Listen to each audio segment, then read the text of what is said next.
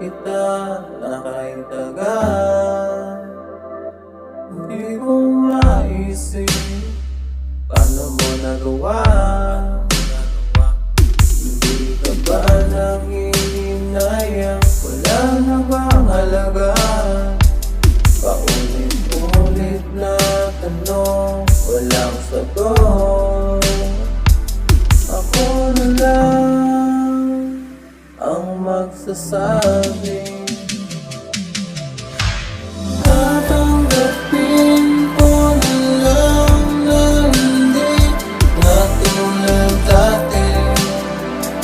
Nagbago ang lahat sa'yo. Kailangan bang palayain na? Kailangan bang tigilan ba? Hindi man ganun kadali na bitawan ka.